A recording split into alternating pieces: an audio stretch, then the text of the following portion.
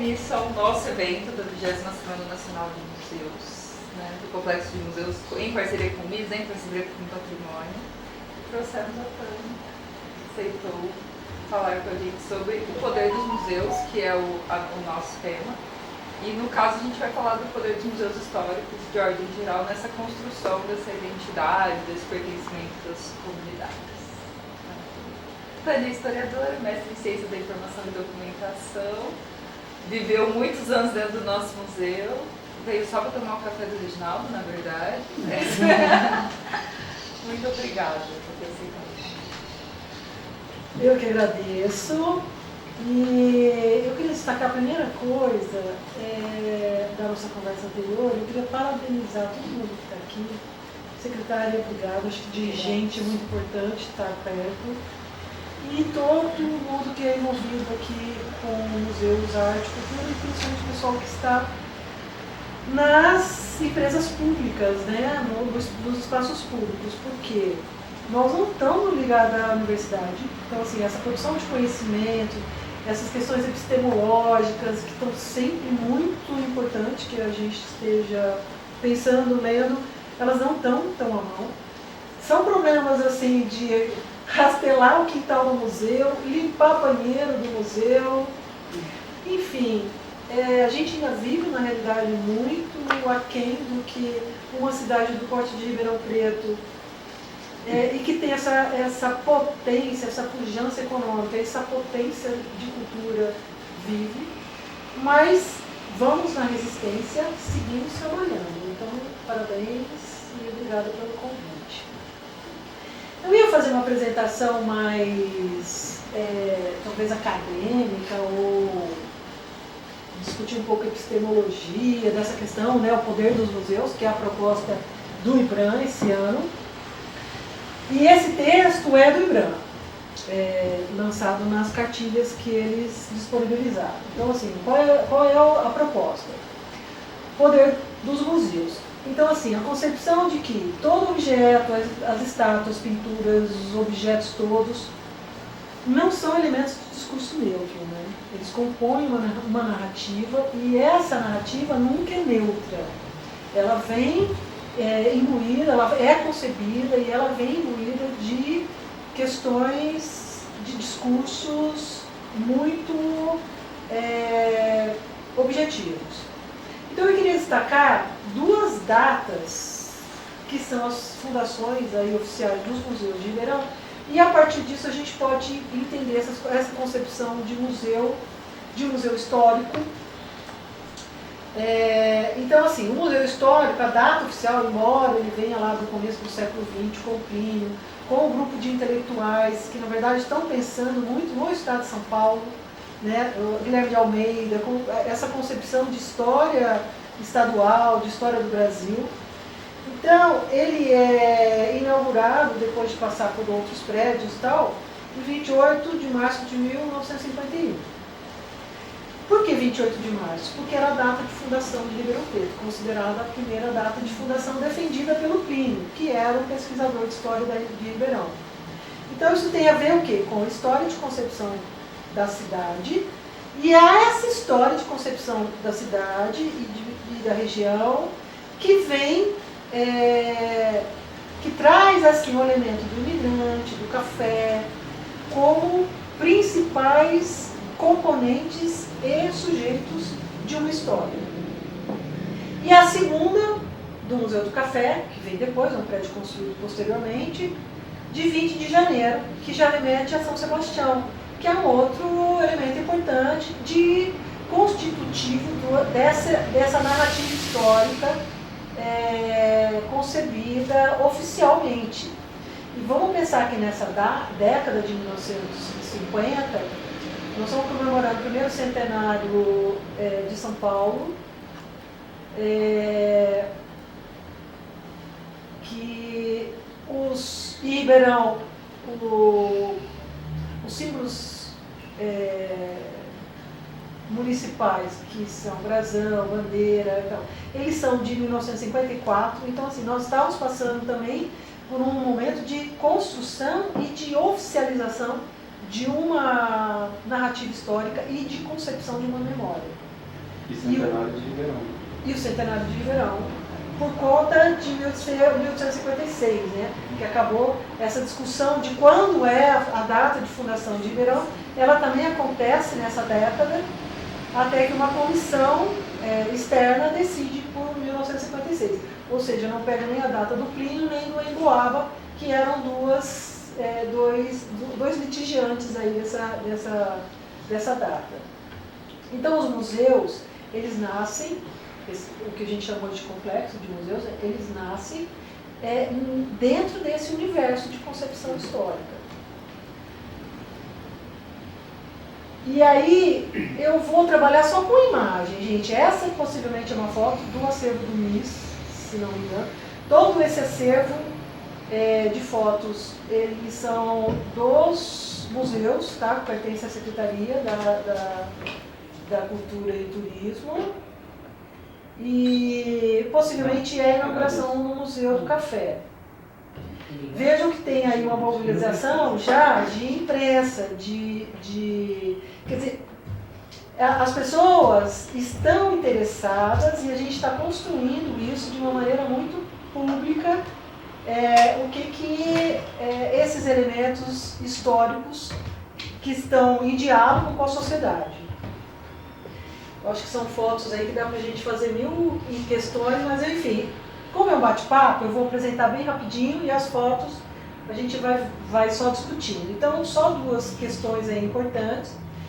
Essa tela, também lá do acervo do Museu Histórico, do Café, se não me engano, é uma pintura da Fazenda Monte Alegre, ou seja, o lugar, né, onde o museu foi instalado, ele traz em si a memória de um momento econômico, de um momento de ferrovia, de imigração muito importante para Ribeirão, que é essa memória que o Plínio e esses intelectuais estão buscando, né? Vamos pensar que na década de 1950, Ribeirão Preto já é uma cidade industrial, tá? Muito menos agrícola, onde tiver uma crise do café e tal. Mas essa memória sempre vai para essa fonte desse momento café. E essa inauguração de uma tela do João Alves Meira Júnior, dentro do Museu do Café, ou seja, então, esses elementos constitutivos da história, eles vão para dentro do Museu do Café. Então, o Meira Júnior é a concepção aqui da Companhia Paulista, de Cervejaria Paulista. Mas ele vai como, assim, esse memorial, né? Porque o Museu do Café é concebido como um pavilhão, né? Como um memorial, como o Museu Paulista, né? O Museu do Piranga. E esses troféus, eles recolhidos, né? A essa instituição como uma homenagem. Então são duas questões importantes. E aí a gente entra para a questão de concepção mesmo tipográfica e museográfica dessa questão do museu histórico e de ordem geral. Então é uma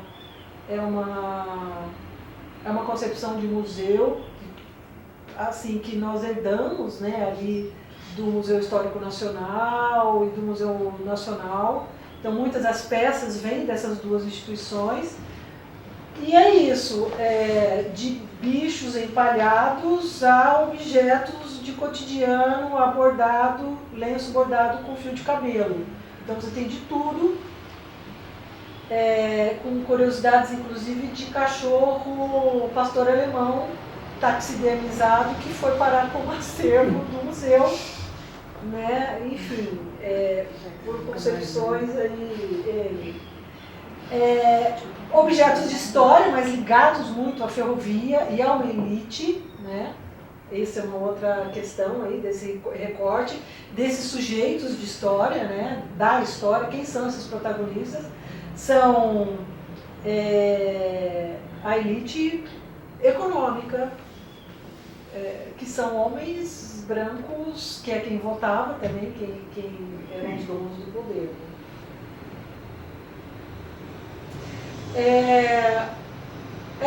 Outros elementos, como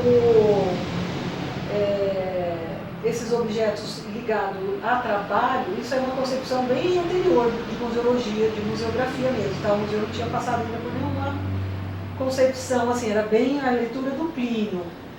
Ela vem como se fosse um suporte, como se... A gente tem uma leitura de história que é trazida pelos memorialistas, que são super importantes, trazem muito conhecimento, que são o Lencioni, o Serpa de Miranda, a Prisco Prates, mas que são concepções históricas sem crítica. Então, assim, é como se o colono era feliz, o dono da terra era feliz, as populações escravizadas eram felizes, a população indígena que foi dizimada era feliz. Então, assim, a gente tem quase um edílio de mundo, onde sem conflito, né? E como se essa sociedade vencedora, pela meritocracia, né, ela estivesse no ápice do que é civilização. Então, esses outros objetos, eles vêm meio que acomodando. E aí a gente começa, assim, um outro lado do museu que é importante, são as pessoas. É quem vai no museu, é quem desfruta dessa história, mesmo que seja uma história com algum tipo de esquecimento, mesmo que seja uma história ainda imperialista, ela, pelo menos, ela possibilita o museu, com visitação, possibilita a discussão, possibilita a reflexão, possibilita a mudança, né? Então, são momentos super ricos do museu, de um museu que... a Alice me chegou ainda, está ali. Essa é a reinauguração do Museu do Café, o dia da reinauguração, que foi essa é uma semana de museu. Foi armada uma tenda lá, chamada Zé Newton, Maria Helena, É da época da Maria Helena, né? Lilian. A Maria Helena foi uma convidada, 2008, acho que foi essa. 2010, perdão. Trouxeram os indígenas, foi o ano que caiu o avião da Gol lá na Amazônia, lembra? Que chamou, ele já sabia. Umas coisas assim malucas.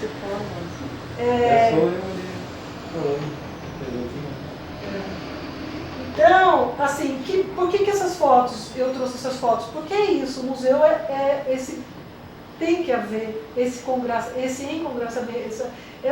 entrelaçamento de saberes, sabe? De pessoal que está atuando, de técnicos de fora, de convidados, para poder fazer as discussões, as reflexões que vão dar vida para essas instituições. De novo, aqui à direita foi um conselho, essa concepção, nova concepção expográfica do Museu do Café, ela nasceu 2, 3 anos antes. Foram reuniões e reuniões com técnicos, com historiadores, com interessados, com personalidades mesmo da sociedade civil. E aqui à esquerda é um projeto muito bacana também, que era o Chorinho, né? Que é o Chorinho lá no museu. Foi um projeto assim, fantástico e que atraía muitas pessoas. E é disso que as pessoas são mais saudosas, é da ocupação. Exatamente. É disso.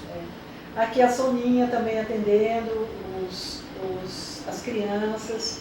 Esse era um estagiário lá da Mauá, que deu uma palestra sobre numismática. A Rita Fantini, a Leila Eck, aqui, você vê que todas essas pessoas estavam envolvidas em tentar fazer algum gesto de transformação.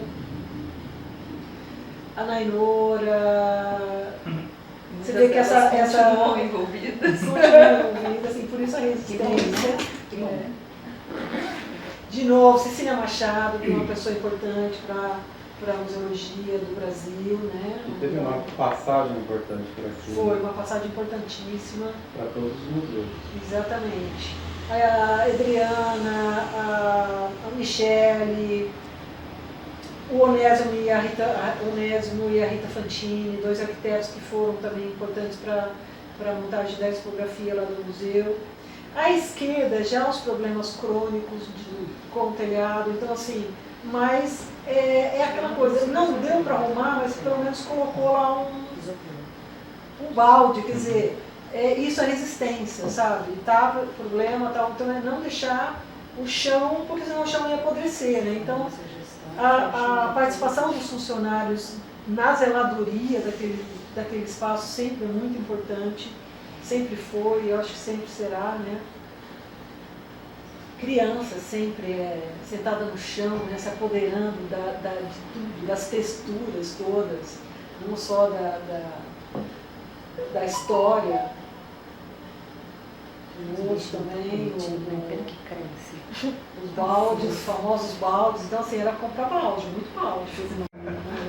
Balde e lixo, né? Que abria os sacos de lixo para forrar tudo. Foi a Dulce que sanou o problema do telhado. Foi. Uma das vezes, porque antes dela Teve mais umas. teve muito. É sempre. É uma concepção de arquitetura, de uma. Não tem calha, ou havia muito. Não tem.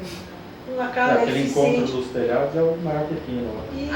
Ainda é. Ainda é. E sempre será. Ainda é. Mas Eu acho ninguém que pensou ela- que ia durar tanto, né? Era pro Chibite ocupar, não era pra ficar. Mas ele morava de casa. né? Não se pensava.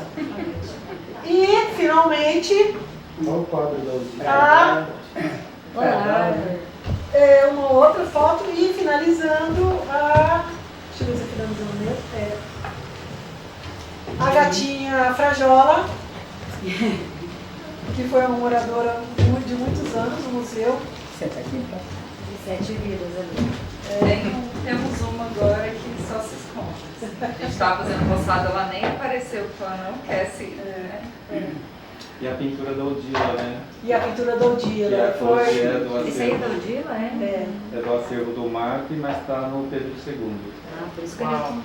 ele já contou. É meu, está emprestado. Sabemos o paradeiro, Não pense que eu não sei que está de com onde você. saiu e de onde foi. Isso aí tem que dizer lá mesmo. E, gente, finalmente, assim, voltando a essa proposta da 20ª Semana de Museus, também esse texto dessa papelaria, né, que foi disponibilizada pelo IBRAM. Então, assim, é sempre possível falar dos poderes dos museus e o seu caráter emancipador, sim, mas também reconhecer os museus como um caráter de controlador e domesticador da história e do conhecimento e das vivências das pessoas. Então, esse é o grande poder do museu. E como que a gente quebra isso? Ou como a gente constrói isso de uma maneira diferente? Nas ações de pesquisa, de preservação, conservação, educação, comunicação, ação cultural, gestão, inovação tecnológica, que a gente estava comentando agora, né? E cumprimento sempre das funções sociais e criação de repertórios para o futuro. Porque essa é a proposta também da 20ª, que é o devir, né? E aí eu queria deixar para reflexão, que eu ia trazer as questões da Júlia lá, de patrimônio dissonante e tal, mas eu penso que ainda não é momento. Por quê? Porque os museus estão fechados. Eles estão impossibilitados de acesso público ou de técnico. Então, esse silenciamento, que é por meio do fechamento para o público, ele possibilita, inclusive, o gesto de controle ou de domesticação. Ele silencia qualquer gesto, ele silencia qualquer possibilidade de memória e ele provoca um esquecimento atroz. Então, nós temos, eu acabei não copiando aqui, mas tem os relatórios de público que o Reginaldo fazia, não está tudo informatizado, muita coisa está em papel, mas muita coisa está informatizada.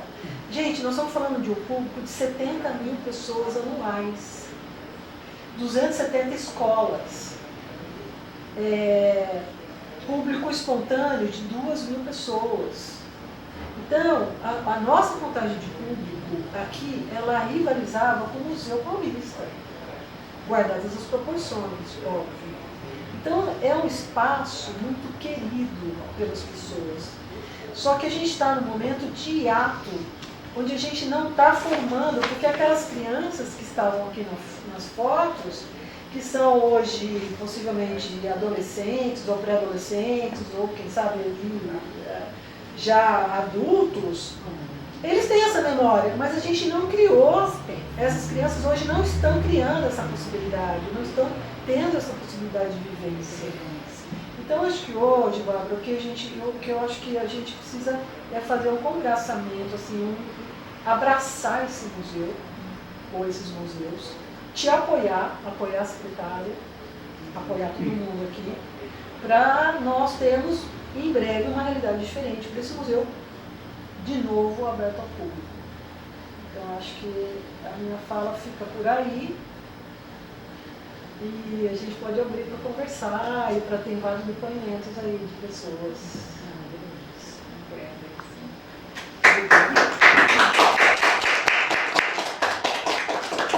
Não, acho que é importante a gente falar nesse momento que a gente está nesse hiato mesmo, por conta de, nesse momento, agora, esse aguardo desse projeto de restauro que foi apresentado, né, o aguardo do financiamento, a abertura de licitação, né, mas que sim, as pessoas continuam nos ligando, sim, existe muito interesse ainda em visitação, em escolas, só que a gente, é um momento um pouco atípico para a gente, que é essa espera administrativa, né, que a gente depende de outros órgãos que não somos nós, né, e que a gente não pode fazer algumas coisas paliativas, entre aspas, como o balde, porque a gente está aguardando que venha o definitivo, né, que já está previsto num projeto maior.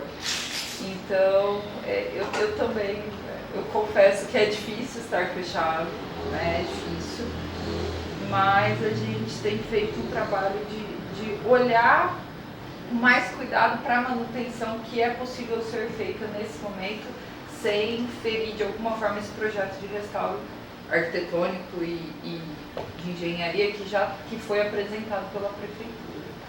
Então temos cuidado das manutenções externas, temos enchido o Newton, a cabeça do Newton falando de conservação, de como a gente vai trabalhar esse acervo, do que é possível, o que não é possível nesse momento. Eu acho muito importante a gente falar, apesar de a gente não estar aberto ao público, falar que o trabalho administrativo está sendo feito.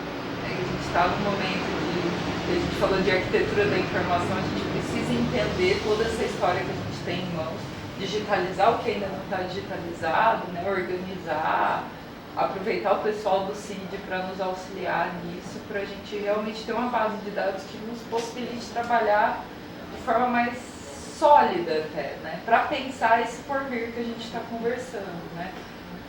Beleza, estamos com o restauro aí na porta. Após o restauro, qual vai ser essa nova imagem? Vai ter uma nova imagem do museu? A gente vai resgatar a imagem do museu? Como a gente vai pensar trazer esse público de volta? A gente vai continuar com as mesmas narrativas ou não? A gente vai propor narrativas diferentes com o acervo que a gente tem? Então eu acho muito importante, e de novo, os técnicos, a academia, as pessoas que estão nessa história há muito tempo, como o Reginaldo, vão ser importantíssimos para a gente nesse momento. O próprio Tânia que está aqui vai ajudar muito. Você sabe que eu nasci na casa 34, não na casa, né? Eu nasci no HC, depois voltamos para casa, que era a Rua Clóvis Vieira, ali dentro da USP, porque meus pais eram funcionários. E eu cresci frequentando esse museu. Todo domingo tinha chorinho, todo domingo tinha bolacha era de graça, a gente ia e adorava. E colocava aquele chinelinho de feltro e eu tinha decor, todas as salas. Para ver tartaruga empalhada, não entendi o que uma tartaruga marinha estava fazendo no meio do Museu do Café. Mas... É uma das coisas que eu mais me lembro da tartaruga. Porque aquele olho fica na sua memória e vai te aterrorizar a vida inteira, aquele olho de vidro. Viadinho de duas cabeças, carneirinho, que medo. 2 corpos e uma cabeça. Então aquela parte para nós era muito lúdica, a questão do que era proposto, uma calé da aula de pintura, você vê que época que é isso. Era maravilhoso, não tem como isso não morar na memória afetiva de todas as pessoas que frequentavam. Então existe uma missão pessoal e intransferível de fazer algo pelo museu. Quando a gente assumiu, quando a nossa equipe pegou a bronca, a Bárbara vinha para nós de presente 1 ano depois que a gente conseguiu ter resgatado a fiscalização, a gente estava já com o museu fechado, já com a arena todo roubado, subtraído, todos os espaços fechados, o MIS encaixotado. Hoje nós estamos na sede do MIS, que não existia, né? Foi uma ação aí de sinergia entre secretarias, porque senão não saía do limbo. E falta resgatar esse do umbral. Por mais de uma vez, isso é coisa que eu nunca falei assim abertamente, porque é lavação de roupa suja interna. Por mais de uma vez, o que a gente faz para reabrir o Museu do Café? Tem que ter um projeto de restauro. Tá, beleza, vamos atrás de um projeto de restauro, ele não custa barato. Aí a gente fazia mais ou menos um projeto que alguém doasse, que alguém contribuísse, não sei o quê. Chega numa secretaria de planejamento, não passa. Chega numa secretaria de obras, a pessoa dá corda, a gente contrata uma ação emergencial ali para fazer a cerca, fazer não sei o quê. A hora que a empresa está contratada, o engenheiro vira e fala, eu não vou assinar. Não vou assinar, eu não participei desse processo, não sei do que se trata, não vou assinar. Isso aconteceu, nós morremos na praia mais de uma vez com recurso e com a empresa já contratada, que era para fazer para sanar essas dificuldades básicas, telhado, cerca, era dar um tapa ali de manutenção. E voltou para trás. Isso a Globo não mostra. Esse tipo de coisa não vai para a mídia. As 65 obras restauradas não vai para a mídia. Então, o que eu senti foi assim, o Ministério Público lacrou, a gente tem que atender as demandas e está correto, é isso que o Ministério tem que fazer mesmo, a gente tem que atender as demandas para poder reabrir ao público. Mas, né, para reabrir ao público precisa adequar, e para adequar tem que ter dinheiro, para ter dinheiro tem que ter projeto. Então contratamos o projeto, custou uma bala, mas agora tem um projeto. Que se não fosse as universidades locais, essa sinergia de ações aí, da galera fazer a medição de cada pedacinho, e lá é tudo feito na mão, então o Reginaldo sabe bem, a distância desse balaústre para esse não é regular, tudo é particular ali, porque foi feito numa época que não era tudo industrial, feito na métrica e na rima, era tudo freestyle, as pessoas tiveram que medir cada janela e uma não combina com a outra, e é hora de fazer um restauro você não vai achar o pinho alemão que foi usado para fazer aquela janelinha, aquela porta, enfim. Tudo isso era informação que tinha que ter sido reunida para começar a pensar na oportunidade de um projeto de restauro. Agora ele existe, tem um projeto reestruturado e ele está na planilha do CAF, que é um fundo de financiamento que nós estamos esperando a prefeitura inteira apresentar seus projetos, e quando sair, sai para o Museu do Café e para o Palácio do Rio Branco, que é outra saga também. Pra gente, o Newton está nessa missão aí de fazer os levantamentos de algumas coisas ali, pra gente ver o que tem que inventariar, o que a gente tem que trazer para o MIS que pertence a ele, o que pertence a outros espaços, aquela tela de café do Cândido Portinari, é aqui que é o lugar dela, em que outro lugar ela poderia estar alocada, se é da Bárbara, se não é, ver para onde vai isso. Vale milhões. Então, primeiro me reforma o museu, depois nós conversamos. Exato. E aí discutir a ocupação posterior, que é o mais importante, que plano é esse que nós queremos, como é que nós vamos fazer o educativo ali sem gente, contrata-se uma OS, faz uma fundação para cuidar do museu, como fazer isso, como edificar isso, antes de acabar o nosso prazo de existência. Vocês continuam, estão na memória disso, e são quem vai tocar, e quem vai fazer diálogo com essas instituições que eventualmente vierem. Né? Eu quero só, meu sonho atual é entregar isso funcionando. Aí é missão cumprida. Por enquanto a gente conseguiu reabrir o MIS, dar uma reativada no Museu dos Expedicionários, graças à ação da Bárbara também.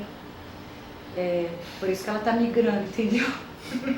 Onde estará o problema, a gente desloca, o ser humano faz o problema sair da condição de problema. O MIS, que era sonho antigo, saiu do caixote, está aqui. Num prédio super importante. Sim, casa de câmara e cadeia. Prédio número 1 no tombo municipal. Então, isso aqui era... Os problemas sociais de Ribeirão eram tamanhos na época do café, que isso aqui bastava para ser a câmara e a cadeia. Olha que maravilha. E tudo no mesmo lugar, fica até simbólico depois da ser bandido. Essa parte eu entendi. Isso, por favor.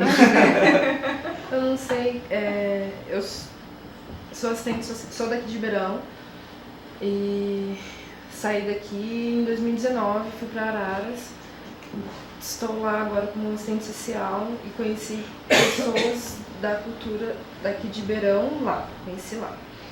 Trabalhamos juntas com um projeto, assim, que foi custoso, mas assim, como foi no início, então o povo foi levando de oba-oba. Então o projeto era tipo Sinta-se em Casa, onde a gente estava estava ali no CRAS para falar para as pessoas que ali naquele museu, lá em Araras, não tinha a história deles contada. Então, vamos levar a sua história para lá? Então, aí nesse momento foi essa sinergia, sintonia com essa pessoa. Perfeito. Né, a Lari. Então... Maravilhoso. Aí então a gente colocou essas questões, fomos pensando juntas e a ideia era levar para outros CRAS, né, para os outros bairros. E veio pandemia também e outras questões pararam. E aí eu fico agora retornando para cá e eu fico vendo essa tipo, em que momento que eu tava, que eu não sabia dessa história, né, da minha própria cidade, das minhas questões, aí eu vou retomando essas coisas, né, revendo essas coisas dos meus pais. E aí lembro de ter ido no Museu do Café uma vez. Aí quando adulta fui mais e tinha essas questões, né, assim, era um anseio próprio, né, então... E aí não teve essas outras políticas que estivessem ali falando, olha, vamos frequentar, vamos frequentar. A Sandra Vidal e a Mônica fizeram um trabalho muito importante de educação patrimonial lá nos museus, né? Mesmo nessa época que os museus estavam fechados, a visitação, a gente conseguia fazer algumas atividades no entorno, né? Na parte externa, que é muito grande, nas varandas. A Mônica é formada em pedagogia e história, a Sandra também é historiadora. Então, esse de trazer o público sempre foi uma preocupação muito grande, né? Porque tinha estruturado dentro da nossa secretaria essa parte da educação patrimonial que infelizmente hoje não temos mais. Sandra aposentou e Mônica retornou para a educação, né? Então, uma outra lacuna que a gente vai ter que preencher nesse retorno, né? De como fazer esse trabalho de reconhecimento da cidade com o próprio museu, que está fechado já há algum tempo, por conta de todo esse processo com o Ministério Público e tudo mais. Então, eu também moro aqui há 12 anos que eu retornei.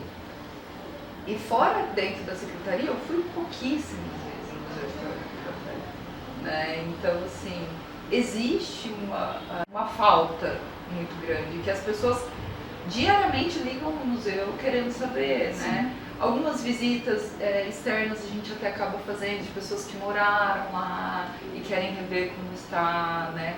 A gente está com o acervo salvaguardado nas casas, mas a parte externa já tem uma história importante para ser contada, então a gente acaba fazendo essas visitas, né? Mas a vontade, óbvio, era estar de portas abertas, com uma equipe multidisciplinar para a gente poder... E é o que ela falou, né? Está sendo realizado, né? Esse planejamento, essas coisas todas, isso também é exatamente muito importante. Mas aí, eu ouvindo mais pro social, eu fico vendo, tipo, essa angústia, né? De estamos tentando fazer a minha missão final, meu plano final é isso, entregar. E aí, tem todas essas articulações, tem todos esses movimentos, e eu olho, vejo isso como um problema mais humano, mais besta. Você poderia estar fazendo, o que você entende de serviço público? Se você tem essa informação, se você sabe fazer, só trabalha, sabe? Que cada um vai estar fazendo o seu e isso. Perfeito. Nós estamos na Terra para isso mesmo. É duro, porque olha, é um passito para frente, 2 passitos para trás, mas vai, uma hora vai. Quando for do interesse de quem vai cortar a face. É isso, infelizmente. E eu e o Milton estamos nos entreolhando, porque assim, isso não é nem assim. Não é nem de hoje, né? Não, e não é assim, os desafios são enormes. E você citou uma coisa muito importante, porque assim, para além da reforma do prédio ou da restauração do prédio, tem a concepção que museu é esse. Poder dos museus, a gente acabou de discutir. E aí, assim, tem alguns caminhos que necessariamente passam pelos planos museológicos, que é o que a gente chama e tem que ser assinado por uma museóloga ou museólogo, um profissional, e que pode ser concebido tanto a 4 mãos e uma concepção de história completamente recortada e pessoal, o que acaba sendo, ou uma concepção de construção coletiva, mas orientado por uma equipe de museólogos, em que as presenças, ou os anseios, ou assim, essa casa te pertence, porque é uma casa, aquilo lá, vamos pensar, cadê a Alice, né? Mas é um museu-casa, ou casa-museu, né? ela tem essa arquitetura, ao mesmo tempo tem essa coisa dos animais empalhados, que são memória. A gente fala carneirinho de duas cabeças, mas não são dois corpos, mas todo mundo sabe falando lá que são duas cabeças. Então, assim, tira tudo isso, tira essa memória e fica o quê no lugar? Então, o desafio vai ser continuado, né? E eu acho que é importantíssimo pensar na restauração, sim, mas para além de acomodar o acervo, de fazer essa coisa mais técnica, de higienização, descrição e tal, começar a pensar, Bárbara, em algumas coisas que não vão solucionar. Porque eu acho que é uma concepção museológica, museográfica para aqueles espaços, ela vai demandar um tempo ainda, muito trabalho, muita coisa, muitos seminários talvez, muita coisa, mas talvez já começar a pensar, inclusive aproveitando esses elementos ancestrais que estão Originários. né? Que Quase são do povos acervo da originários. Plaquinha de Nós patrimônio. levamos uma urna, a gente foi Tem que buscar uma tatuar urna patrimônio funerária, não original. foi? Não sei aonde que estava, a gente pegou o carro, fomos buscar a urna. O gerente de nós vem segurando a urna. Então, nós somos a ancestralidade do museu, quase. Então, e assim, como que isso vai ser concebido? Porque a sociedade, vão haver críticas, se você tirar todo dia. se colocar se não expor os animais, vai ter crítica, se Everyday. expor, vai ter crítica. Mas assim, de alguma maneira, talvez deixar isso para as pessoas decidirem.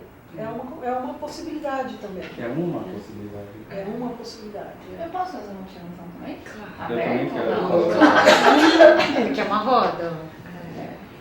Bom, primeiro, boa tarde, pessoal. Eu fiquei, desculpa ter chegado atrasado, não consegui sair do escritório um pouco mais cedo. E o trânsito tá ótimo aqui no centro, né? Ajudou pra caramba. Mas eu queria ver, assim, são dois pontos, pegando um pouco do final da apresentação e do debate, que eu acho que a gente poderia tentar trazer e trabalhar e ver como seria viável e possível, né? O primeiro é ver a possibilidade de trabalhar em paralelo, né? Porque eu acho que a gente, de repente, ficar esperando, eu não sei a necessidade do ponto de vista técnico de ter a aprovação do projeto para se iniciar essa construção, talvez até coletiva, como propôs a Tânia, né? E em soma com a sociedade civil, com as pessoas que participaram, para a gente tentar resgatar o que é, quem é, onde vai estar. Porque independentemente, eu acho, do espaço físico, óbvio que isso vai precisar ser adaptado conforme a necessidade, mas esse trabalho de buscar o conceito, de talvez possa ser trabalhado de forma paralela, e aí a segunda observação, assim, mas talvez aberto junto com a sociedade civil, né, para a participação integral da população ou de técnicos que estejam aí na luta, tanto quanto todos nós que estamos aqui hoje, mas que estiveram no passado, que vão estar no futuro, porque eu acho que é essa integração que vai fazer a diferença. E aí, talvez isso também auxilie muito na preocupação de como trazer as pessoas de volta para o museu. Porque se a própria população estiver integrada no processo de construção e reconstrução e significar e ressignificar o que é o Museu do Café, ela vai voltar ao sentimento de pertencimento, porque a história pertence a ela e ela pertence à história. Então esse processo contínuo e circular, eu acho que fortalece e pode ser uma saída, talvez não a única, porque a gente sabe que esse movimento por si só não acontece de forma tão naturalizada, mas pode ser uma válvula que nos auxilie depois no processo de construção de como levar pessoas e outras possíveis problemáticas que vão surgir com o andar do projeto, né? Então a minha proposta, na verdade, de conversa e para a gente, de repente, ver isso, é tentar trabalhar nesse paralelo, mas não só de forma interna, de forma externa. Abrir também espaços de participação, de possibilidade de integração de ideias para a população, para a comunidade, para a sociedade civil organizada. Então, e trazer também essa possibilidade. E aqui, né, só fazendo mais um adendo, e aí, Isa, eu acho que seria bacana a gente levar para o conselho. Sim. Por exemplo, uma estrutura como essa, pegar as meninas que estão como representação da cadeira lá da secretaria e levar isso para que o conselho também, tanto o de patrimônio, que eu acho que aí é fundamental, Sim. obviamente, mas o de cultura também, Pra poder construir. participar desse processo de forma integrada, interativa, né, e coletiva. Porque aí eu acho que, como parte das cadeiras, também cada pessoa que está ali, que representa um grupo social, também vai poder contribuir conforme as suas vivências, necessidades, histórias e luta coletiva. Então a minha ideia seria mais ou menos essa e ver o que vocês acham sobre isso. Mas eu acho que num processo de construção pública, a participação democrática e ampla para a população, ela faz parte, né? Ela é indispensável. Então até para a legitimidade do próprio processo público. Construir um plano, né? Construir a muitas mãos um plano de ocupação posterior. Sim. Agora, do ponto de vista, muito importante que eu falo, é que eu estou viajando ainda no que vocês duas falaram, que é super importante também em relação a se identificar com aquilo que está lá dentro, né? A se sentir representado. Eu me lembro que tinha um tronco, na hora que a gente entrava, que era um negócio que me causava... E aí alguém tirou de lá porque disse que era desagradável aquilo a lembrança a qual o tronco remetia. E aí quando a gente restaura a casa do colono, a gente está dizendo, olha, nos importa a memória do oprimido também, nos importa a memória de quem trabalhou, de quem fez isso aqui ser o que era, né? Da força motriz disso aqui. Talvez fosse o caso de discutir esses pequenos detalhes que são enormes, de voltar a memória tal qual ela foi conservada ali, para a gente lembrar dos erros, não só dos acertos. Agora voltando, Magia. O texto da Júlia entra. Deixa eu comentar também algumas coisas, mas eu acho que na verdade as lacunas, elas existem muito em função também da falta de estrutura da própria instituição e da própria Secretaria da Cultura. Então, se o museu com a importância, né, desses dois museus juntos, era para a gente ter hoje uma equipe muito bem montada, multidisciplinar, discutindo todas essas questões da retomada desse museu, desse lugar, que é o que o Museu Paulista fez. Ele fecha o museu anos, né, sei lá, nem sei quantos anos, quase uma década fechado, sei lá, e fala, nós vamos abrir em 2022. Quando eu ouvi falar o Museu Paulista vai fechar para abrir em 2022, eles estão ficando loucos. Esse tempo todo fechado, esse tempo é de reorganização e planejamento. Então todo o acervo foi restaurado no tempo da restauração do prédio, que é o nosso grande impasse. O maior impasse hoje é o acervo. Então, se não temos essa equipe que possa discutir essas frentes, o que vai ser esses lugares do futuro, a gente vai ter que achar, talvez venha da sua fala, uma maneira de suprir isso de alguma maneira. A formação patrimonial, que é uma questão então da tentativa de não perda dessas referências, dessa grande lacuna de novo, que está ficando do museu fechado, é com certeza a importância da retomada da formação patrimonial. Que se não é com a equipe do museu que não existe, também tem que ser de uma outra maneira. Essas frentes são separadas. Elas têm que andar separadas. Eu digo enquanto forças de trabalho. Então, formação patrimonial, com visitas guiadas na parte externa, sempre defendi isso. Né? No momento que o Matheus está falando, eu falei isso também, a gente fala sobre isso. Vamos retomar, mesmo que os prédios estejam fechados, isso não importa. É acolher um grupo que vai ouvir sobre o processo, né? De falar da importância desses lugares, você está mantendo uma memória. Então, isso não pode parar. E se a cultura não tem como resolver, a gente tem que achar um jeito de fazer um projeto à parte. Que é, de novo, o que você está falando. E se é um mutirão, alguma coisa, com responsabilidade, com orientação de um museólogo para mexer no acervo, que se faça. Porque acho que a grande preocupação, pelo menos minha, é ver o estado de conservação do acervo, se falar bastante que a gente fala enquanto secretaria, né, da recuperação do prédio, mas em muitas falas o acervo está deixado de lado. Então, que é da própria prefeitura essa vontade. Assim, o próprio prefeito, o gestor principal, não estou pondo culpa nele, estou falando de uma ideia de que recuperar o prédio já resolveu. E o acervo? Então, o meu maior medo é assim, a gente já montou 1000 comissões por conta desse museu, já participei de várias. E essas comissões, elas morrem, elas param, porque a gente desanima também. Então eu fico pensando, a gente já definiu, né, em um outro momento, assim, pré-restauro da Casa do Polônio. Nós montamos uma comissão, eu fazia parte de você, nós discutimos a Casa do Polônio para que seria. A gente chegou até a dar havia um plano de ocupação da casa principal, havia estratégias de ocupação dessa casa, para onde o escritório e tudo mais, onde seria a formação patrimonial permanente, desde com o museu fechado, que era uma das salas lá embaixo. Quer dizer, todos esses planos também eles vão morrendo. E quando a gente falava da Casa do Colono, era a grande vontade daquelas conversas nossas era que quando o museu voltasse, toda a formação seria a partir do serviço e não do Schmidt. A gente vai chegar no Schmidt, a gente vai chegar nas figuras importantes, entre aspas, da cidade, mas a gente vai começar pelo serviço. A gente falava de tudo isso, só que isso não vai para frente. E o que eu tenho de receio com relação ao acervo é que daqui a pouco esses prédios vão ser restaurados.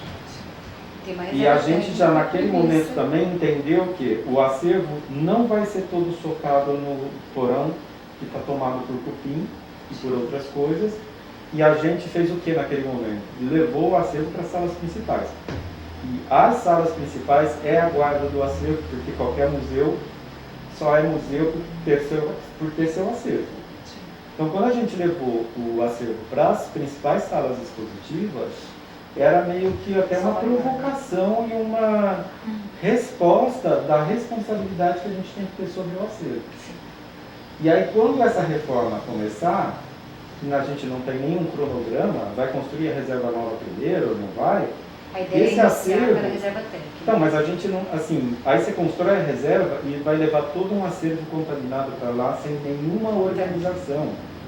Então, assim, ou vai começar a mexer nas salas com o acervo dentro, que é o que acontece, que é o caos total e Nem vai fala acontecer. isso. Mas pode acontecer. Eu sei que Pode acontecer com muita facilidade, porque acontece em todos os museus. A Isabela fez uma... Desculpa, você terminou? Pode já dar Não, uma... os desabafos vão acontecer. Eu tenho o meu para fazer também. A Isabela começou assim, falou, a gente estava iniciando, e ela fez uma fala sobre a locomotiva. A gente vai trazer e tal, e a dificuldade em fazer a gestão pública, ou os órgãos públicos entenderem que você precisa de um outro tratamento, senão o destino vai ser o anterior. Obviamente. É uma questão super polêmica o que eu vou Polêmica. falar, é bem complicado, bem complexa. A Maria Eugênia é uma das pessoas que eu mais escuto isso e brigo, em bom sentido. Mas assim, quais os museus hoje que estão, os museus públicos que estão com uma gestão que estão dando certo? Eu vou começar com a Casa de Portinari. Isso. É uma Tem gestão OS. público-privada. E infelizmente, eu acho que assim, nós estamos Eu queria chegar nisso. num lugar do capitalismo em que a gente não vai conseguir voltar daqui para frente. E eu acho que não é uma coisa que pode dar certo, porque as estruturas públicas você não tem, é proibido de ter concurso público por lei federal, sabe? Então você tem entraves que você não consegue. A questão dos mutirões, das ações paralelas são fantásticas, mas se você não tiver uma coordenação de gestão, as comissões morrem. As comissões não. Porque assim, é o poder que as comissões não têm. Então, talvez, Isabela, e talvez agora quem está no conselho, talvez derrubar algumas barreiras, porque não precisa ser para sempre. Eu posso entregar a gestão por 15 anos para não se, sabe? Mas olha, é um tabu. Então, mas a gente tem que tem começar... mudança de lei também, não tem? Pois é, o que eu fiz quando a gente teve aquela primeira primavera dos museus, que foi lá no museu, que a Maria Luísa tinha acabado de se desligar, eu fui super bem recebida, só faltou o povo atirar quando eu virei de costa. Enfim, são coisas que não sou eu que decido, mas que eu sofro as consequências das decisões. E aí fui caçar museu, vamos rodar tudo. Por que tem um museu do Café de Santos com tanta prospecção, material gráfico, souvenir, né? Por que isso aqui funciona e o nosso está na condição que está? Por que o Portinari funciona, tem 30 pessoas para te atender na portaria, e tradução para Libras, tradução, audiodescrição, enfim, me vi contemplada na família ali. Falei, gente, isso aqui é perfeito para levar todo mundo, né? E aí, o que todos esses museus que funcionam têm em comum? Organizações sociais, que junto com o funcionalismo público, porque em Ribeirão construiu-se uma narrativa de que a UES é inimiga, e isso precisa ser desconstruído de maneira muito cuidadosa.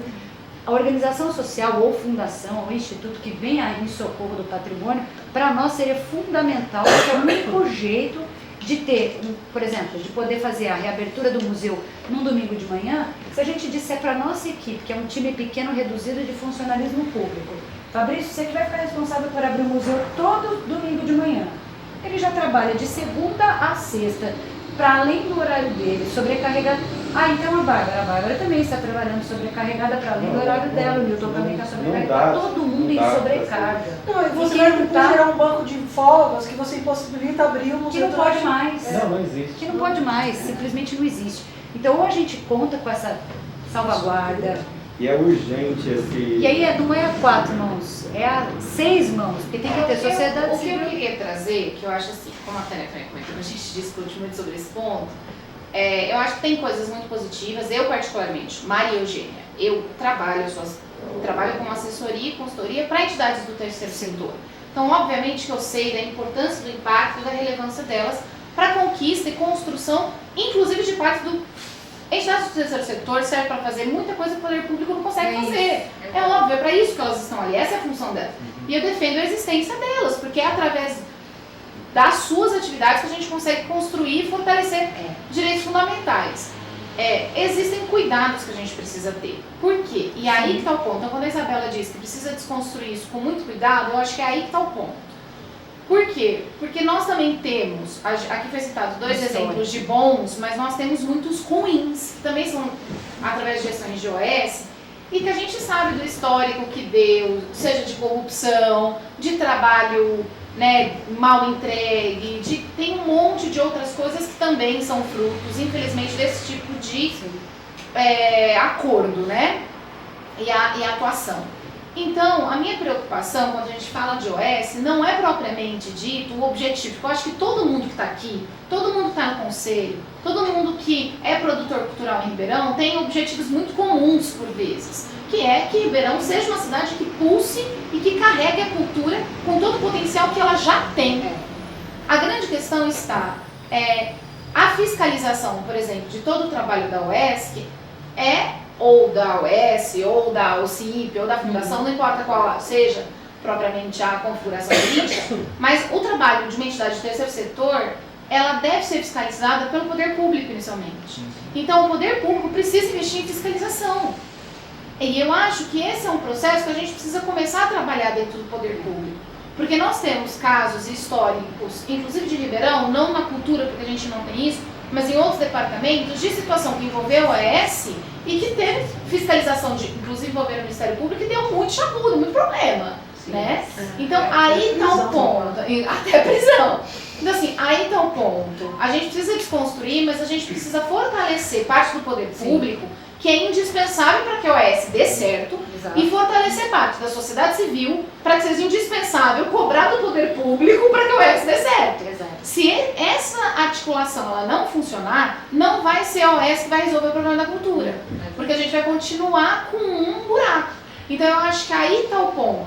Se o caminho for buscar uma OS, eu falo por mim, tá? Eu sei que às vezes as pessoas me veem como conselho, mas o conselho tem outra postura. Já deliberadamente pelo conselho, majoritariamente o conselho é contra a OS.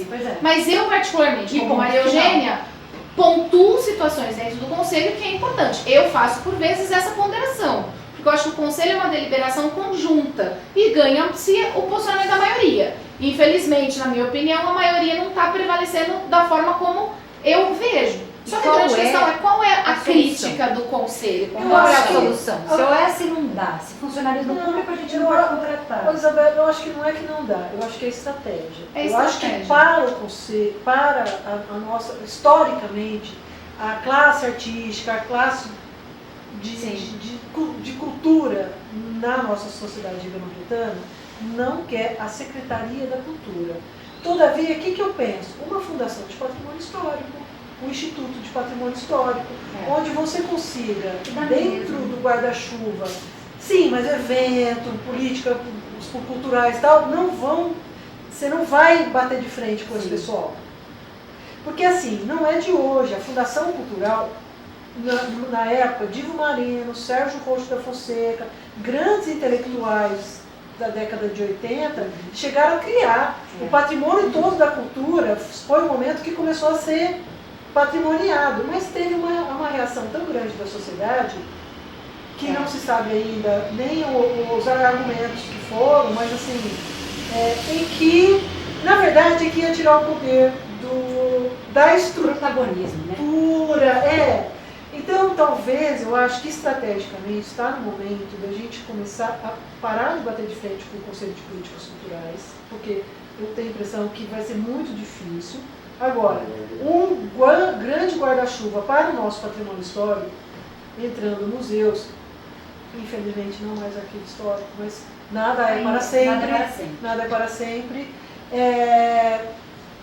Patrimônio edificado, os monumentos, tudo que couber nesse guarda-chuva, secretário, eu acho que é a possibilidade. Com certeza. Mas eu não acho que é uma questão de bater de frente. Eu acho que a questão é só da gente conseguir trabalhar os pontos da articulação e identificar o que é que o conselho está elencando para o seu posicionamento. Porque dentre eles, por exemplo, é uma preocupação com relação à valorização do trabalho que vai ser executado pelos profissionais que vão ser contratados pela OS. Em decorrência do quê? Porque historicamente a gente sabe, e é uma realidade, que por vezes o que acontece é que para a OS prestar um serviço que saia mais barato, a ponto dela poder se encaixar no orçamento que vai ser destinado a ela, ela vai cortar da pessoa que vai estar prestando serviço. Então, uma das grandes brigas é assim, se a gente permite a OS, de alguma forma a gente está trabalhando em cima de uma desvalorização salarial do produtor cultural, do profissional. Então, esse é o ponto que a gente precisa...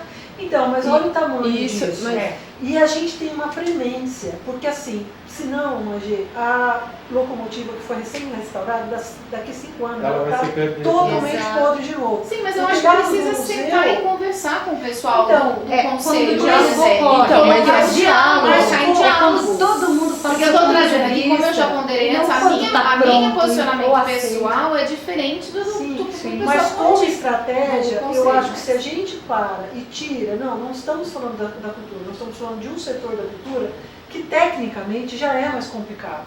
Tá? Sim. Você é profissional, é tudo muito específico. né, gente? Museu é museu. Então, promotor cultural é mais amplo. Agora, um técnico em museologia é muito específico. Então, eu acho que pode começar a quebrar e até por experiência você tem um exemplo que pode inclusive não dar certo, mas que como estratégia para se efetivar uma coisa pode ser mais eficaz. Mas a ideia seria realmente, desculpa, né, construir um termo de referência baseado na experiência do Museu do Café de Santos, na experiência da Clã Portinari, daquele jeitinho para eventualmente a mesma OS assumir, com a experiência e expertise que ela tem e somando com a nossa equipe. A ideia nunca foi outra, sempre foi essa. Agora, como construir isso, colocar no papel e convencer os homens de Estado, olha, precisa aportar recurso para isso aqui específico, é um recurso graúdo, são 5 museus, todos eles precisam de assistência, não é só o Museu do Café, fazer uma patrimônio mesmo, para cuidar de tudo isso e desonerar essas pessoas que estão com a demanda do patrimônio. Sabe, nunca foi uma coisa assim. Agora, quando a gente fala em diálogo, que é o que eu tenho sentido muita falta em todos os sentidos, no turismo nem tanto, mas na cultura, nas discussões fora de Ribeirão Preto e tudo, é que as pessoas vão com uma ideia pré-estabelecida de odeio esse, odeio isso, odeio aquilo, não pactuo, e isso não está dentro do discutível. Se a gente não vai na ação diplomática aberto a reinterpretar tudo, nós não estamos discutindo, não estamos dialogando mesmo, ponto final. Nada do que a gente leva a secretaria a cabo, preciso ver se é juridicamente viável. E às vezes a resposta jurídica não é aquela que eu gostaria de ouvir, quase nunca, na verdade. Então, a gente precisa balizar o que é execuível e o que é quimera. Nayara estava tentando falar. Então, eu acho que isso novamente recai na questão do pessoal. O que vocês estão passando na cultura está acontecendo na assistência não só de Ribeirão, está acontecendo no esporte, está acontecendo na saúde, está acontecendo em Araras. Eu entrei no conselho da assistência, eu tive que pedir para poder, pedir, falar, olha, eu quero participar, eu quero estar dentro. Então, tipo, agora eu sou vice. Aí sumiram umas OSCs que estão lá e elas não entendem nem o que é o serviço social. E aí põem os negócios no serviço e falam, eu não tenho dinheiro, então eu quero recurso. Aí eu falo, não, mas vocês não poderiam só mostrar umas fotos pra gente? Não posso. Eu falei, mas no site vocês divulgaram na hora que cortou a faixinha. A gente sabe que não é pra divulgar, expor o munícipe. Eu só quero saber mais ou menos como é o prédio, porque como que eu vou aprovar o dinheiro e não sei nem onde é esse negócio. Eu falei, eu sou nova aqui, né? Então posso visitar? Posso fazer uma visita? E aí a gente não tem esse pé para ir lá também, porque a gente está no CRAS pensando na cesta básica, e aí eu estou no CRAS falando com minha chefe que a cesta básica não é o problema. Para de ficar falando que os munícipes são isso, eu quero aquilo, eu quero... São pessoas ali. E aí a gente não tem perna para ir até as OSC. Então, OSC, apresenta, fala sobre o seu serviço, põe aqui para mim, por favor. Põe no PowerPoint, põe tudo. A gente tem uma dificuldade, acho que transparência. eu sou do Conselho da Criança e do Adolescente, que aqui em Ribeirão utiliza muitas OSCs para fazer um trabalho. E existe todo um formulário que eles têm que apresentar, né, de todos os projetos. É bem estruturado aqui, o CMDCA, que é o CMDCA forte já há muitos anos. Tem suas questões para resolver ainda, mas é um conselho que tem alguma padronização disso, de temos uma comissão para supervisão das OSCs, que vai lá, conselheiros, vão ver se o trabalho está sendo feito, se o dinheiro está sendo aplicado. Isso existe, tá? Então, qualquer coisa, converse com o pessoal do CMDCA, que é muito interessante o trabalho que tem sido feito. Mas eu acho que é o que a Isa falou da dificuldade de diálogo. A sociedade civil não entende muitas vezes os entraves que nós, como poder público, temos, que é uma coisa que a gente conversa muito entre nós, museus, assim, por exemplo. A gente sentou com a Raquel da Memória Italiana, com o Vitor, e a gente escreveu uma regulamentação para o Museu da Segunda Guerra. Eu, Vitor, Raquel, Fernanda. O pessoal da sociedade civil, que estava fazendo um trabalho esporádico no museu, nos auxiliou por conta da formação. E eu preciso andar com essa regulamentação que eu ainda não tive perna para andar, mas eu vou. E aí eu dependo do meu jurídico passar essa regulamentação, voltar, todos os museus já leram. Então assim, a gente está tentando construir essas bases que a gente precisa, só que elas não acontecem no nosso tempo, muitas vezes. Então existe, eu acho que a sociedade civil não entende o tempo do poder público não entende o tempo da sociedade civil.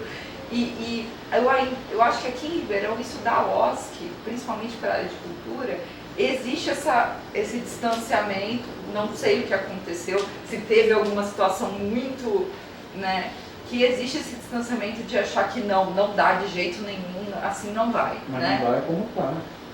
Então, e aí gente. existe esse distanciamento que a gente não consegue nem começar a propor uma abertura.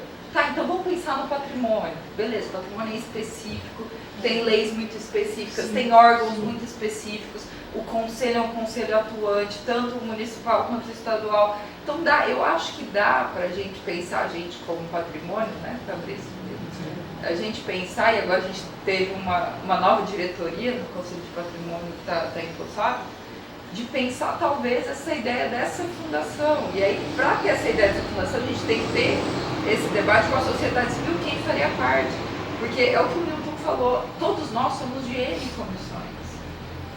E que muitas vezes a gente não consegue dar conta de tantas comissões. Porque nós somos uma equipe super reduzida para tratar de assuntos muito diversos, muitas vezes. Né? Claro, mas assim, é uma questão técnica, mas ela é política também. Sim, com então, certeza. acho que é passar pela administração, ver até que ponto esse governo está disposto. Exato. E eu acho que sim, porque o atual prefeito, eu lembro de uma das primeiras palestras que eu vi na associação de engenharia, uma das primeiras palestras que ele falou foi de trabalhar público-privado. Então ele vem com essa cabeça, ele vem com essa formação. E aí talvez, eu acho que junto, porque tem que ser uma construção também de governo, não para gerar, aí sim, o governo falar com a sociedade civil, isso gera política pública. Exato. A ideia é essa. E Mas olha, assim, começa pelo patrimônio. eu faço uma defesa aqui de que ele tirou do limbo algumas coisas que ninguém nem discutia mais. Então, assim, pediu para restaurar monumentos. É uma compreensão de monumento diferente daquela que a gente tem, porque foi uma fala muito importante da Tânia no início sobre a construção de uma narrativa, que é a partir de um ponto de vista, é a partir do Plínio, a partir do que ele entende que é importante preservar, né, do que ele escolhe para estar ali dentro de um museu. A mesma coisa agora, a gente está vivendo um momento histórico e o que essas pessoas acham que é importante preservar nem sempre é o que a sociedade civil pactou como importante preservar. Vamos fazer uma estátua do Borba Gato? Para mim não tinha sentido algum, pessoalmente, restaurar a Irmã do Barão, mas estava nos planos de restaurar a Irmã do Barão, respeito isso, e vamos restaurar todas as estátuas então da Praça 15 para deixar, e ficou tudo novinho, apesar também de 0 linhas na mídia, a gente entregou tudo restauradinho. Custou grana, custou plano, custou tudo isso. Agora, isso precisa ser feito pela cidade toda, ele tem essa diretriz de reativar todos os museus, só não sabia, né, dentro do conhecimento dele, que é diferente do nosso, o tanto que era penoso tirar esse museu da onde ele tá, da situação onde ele estava. Não é simplesmente, ó, o dinheiro está aqui, vamos fazer uma reforma, não se fala essa palavra.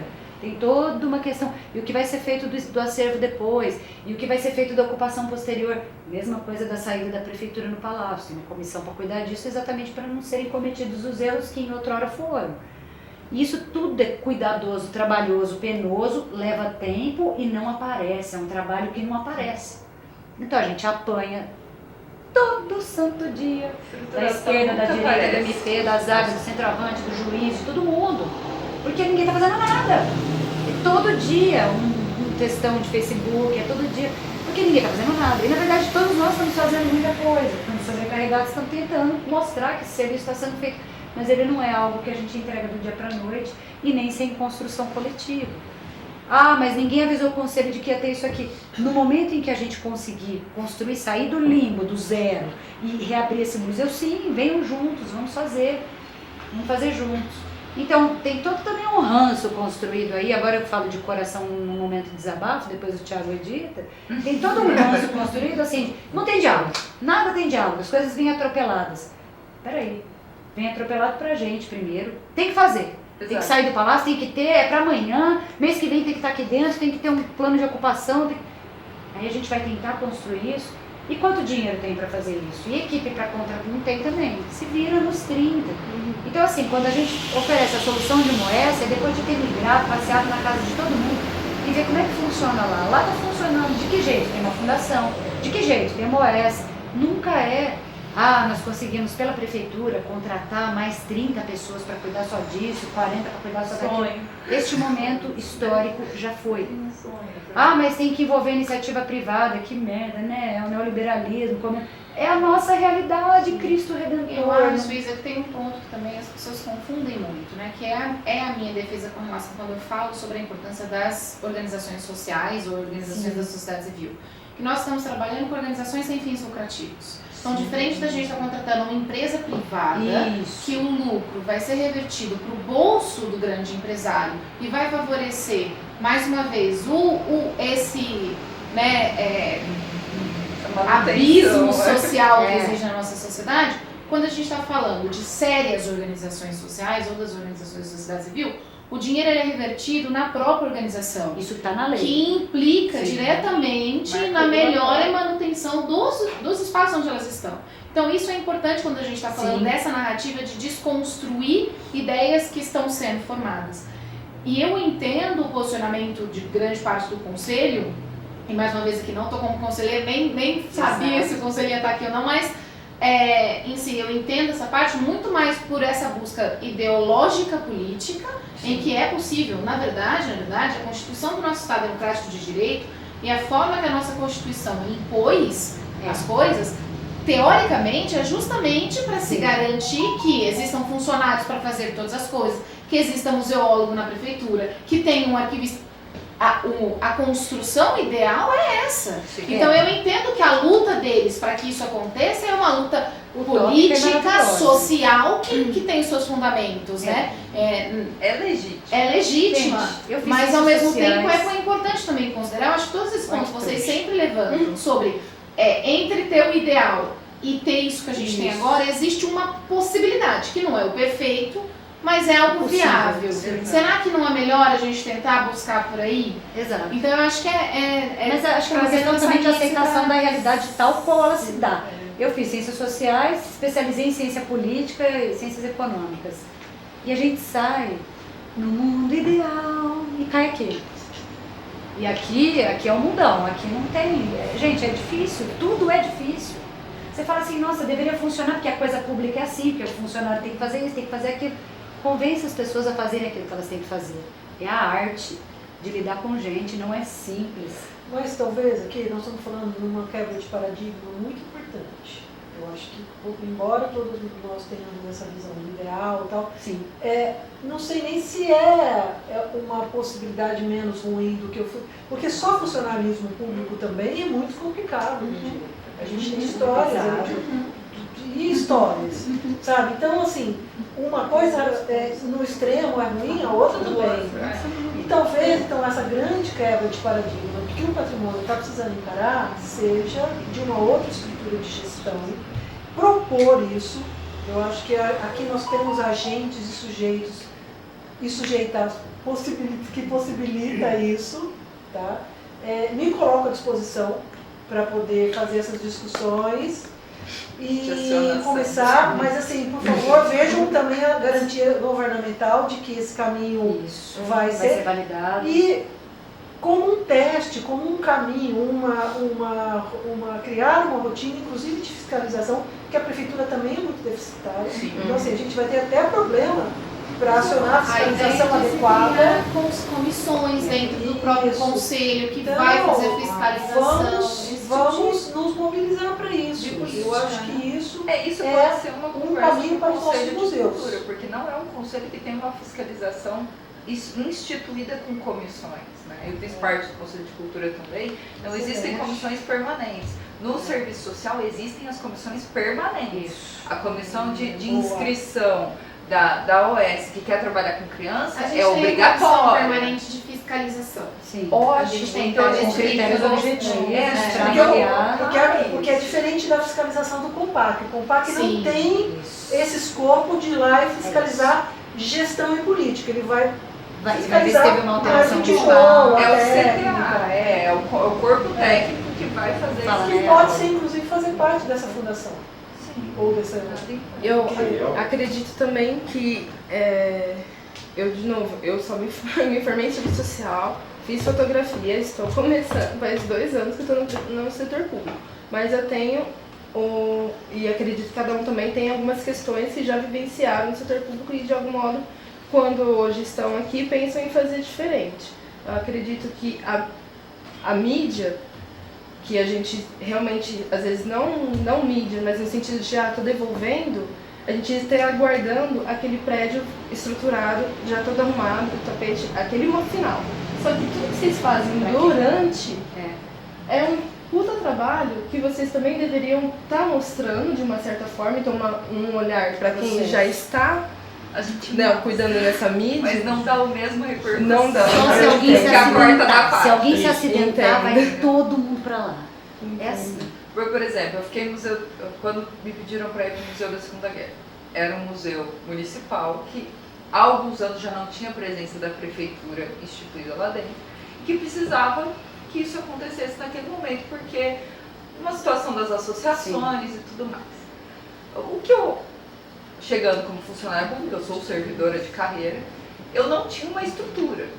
Já zero, Público. né, Bárbara? Zero documentação, zero estrutura pública. Do zero. Então eu comecei do zero, o que de certa forma não é ruim também, porque a gente já começa com alguma visão de algum conhecimento. E lá, obviamente, tem o Vitor, que é historiador e que é a pessoa que entende daquele acervo em minúcias, e isso ajudou muito. E tivemos Raquel, da Casa Memória Italiana, tivemos Fernanda fazendo o trabalho de higienização dos documentos que, de certa forma, se envolveram com toda essa situação. Então, assim, para o museu ter sido aberto em fevereiro, nós ficamos 1 ano fechados, fazendo esse trabalho interno e utilizando a Nainora e os estagiários da Nainora para nos auxiliar nessa higienização. Tudo isso foi colocado na mídia. Entendeu? Só que assim, o trabalho interno, ele não vira manchete. Ele Então, assim, não vira manchete. é que nem o que a Isa falou, né? Não Sobre os pode. monumentos aqui da praça. Virou matéria, mas não era manchete. Vieram gravar. A gente manda release, sim, mas não vira matéria. O que vira matéria É mais do que isso.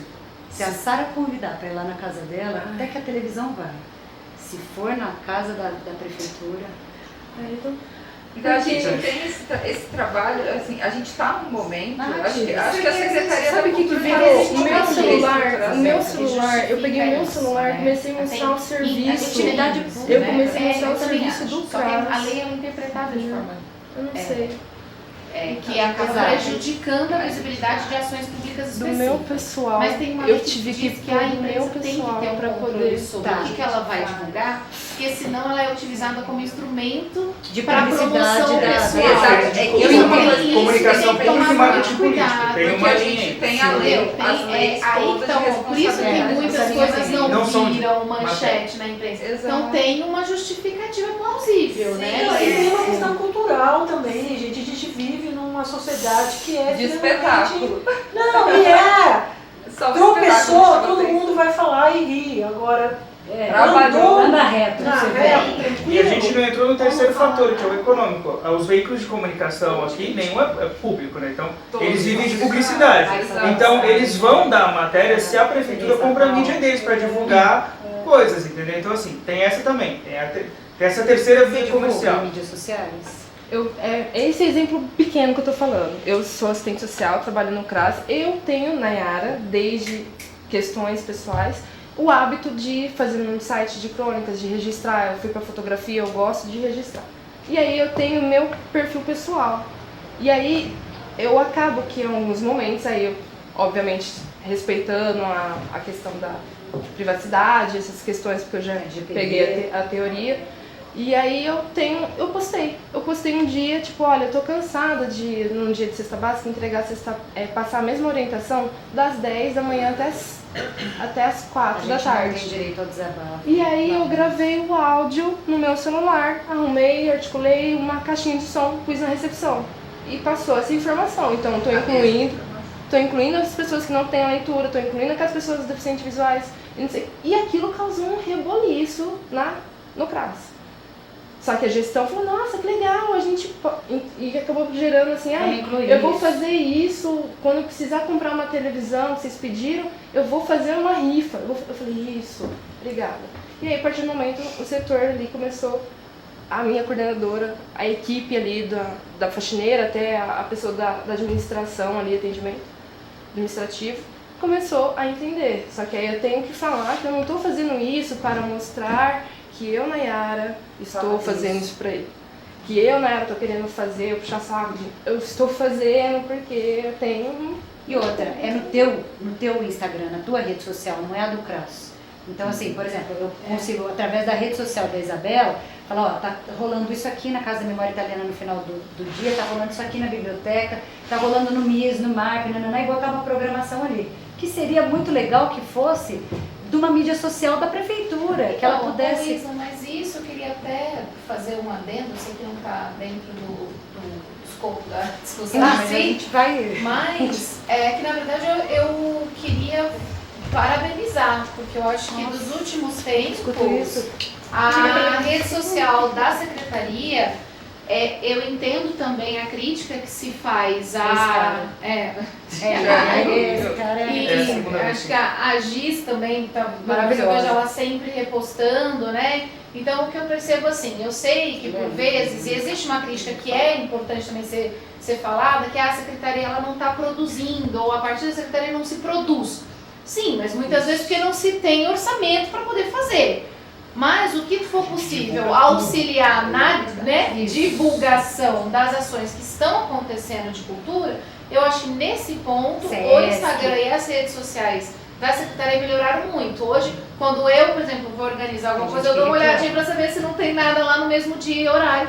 Porque eu sei que no Instagram tá. Não é tudo, não é tudo. Não é tudo. Talvez, Não, a gente obviamente, não tem tenha as perna falhas pra ainda isso, de. né? Exato, de Não quero conseguir que divulgue chegar. o nosso, E aí a quero gente que tem, divulgue. por exemplo, sei lá, as batalhas de Islândia, os meninos lá. Às vezes não chega até, né, Isso. vocês essa divulgação. Às vezes eu cato e mando pro Thiago. Falo, ó, tá Exatamente. tendo na A praça. gente vai Tem esses mandando. dois Isso caminhos. deu uma O caso dos melhorada no outros. sentido de que eu acho que começou a ter um canal, pelo menos onde se concentra. Tipo, Agora, o Cauim, me essas preocupa coisas. um pouco, justamente porque assim, isso é importante, mas não é o papel fundamental da secretaria, mas é importante fazer. Mas dentro Então, do próprio plano, né, que a gente está revendo muito em breve, se Deus quiser, o Plano Municipal de Cultura já mostra que não é função da secretaria, eu me baseio no plano da época da Adriana ainda, né, que é aquele que a gente está revendo.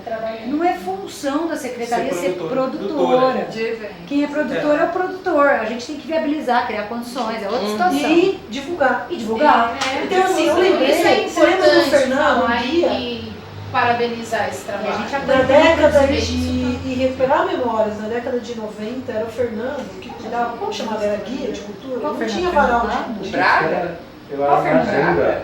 Agenda cultural, Agenda não tinha, Ah, não eu- tinha varal diverso, não Era tinha aquela coisa. diverso, legal Era demais. Você lembra? então é Saía fantástico. tudo, Isso acontece. Era Sim, era uma maravilhoso. Eles estão Você lembra voltando. disso? Não, Tinha uma a agenda pastelaria cultural Paz. era oficial, Era todo da mundo mandava. prefeitura. Ah, E aí, Saiu. você não conseguia, a CODEP não deixava mandar disparar mais do que 10. Quantas vezes a Adriana do Marco mandava 10? Ok. Aí Mais depois 10. fazia mais 10, mais 10. Ficava naquela.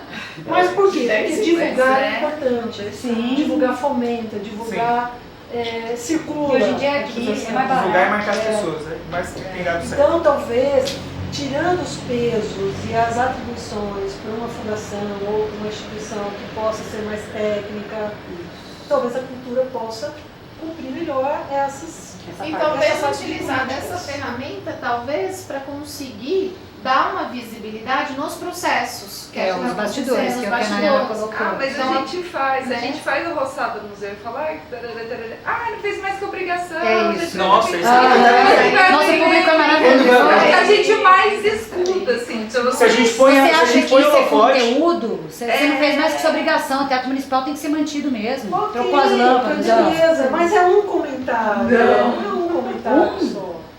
infelizmente, não, o dia que a gente publicou, exemplo, o dia que a gente publicou o lançamento, a entrega do projeto executivo de restauro, que foi em o que dezembro. teve de comentário negativo, eu falei, Só mas eu acho que vocês não comentário entenderam, não é possível. Porque a gente vem Por lutando há quê? muito tempo para entregar. A primeira pessoa que comentou assim, só viu o comecinho da filmagem, que era a reserva técnica, que é toda modernosa. Olha, vão descaracterizar completamente o museu. Não, não olha o sei resto quê. do projeto. Aí o resto só lia o primeiro comentário e ia, nossa, que absurdo, nossa, Aí, fora que a nossa. sociedade é conservadora, então se a reserva técnica é contemporânea, Pronto. não vão entender mesmo. Nossa, só faltou o derivado. Né? Eu não fiz um comentário que eu gostaria de ter feito, que eu acho que todas as construções públicas têm que começar a pensar em sustentabilidade energética.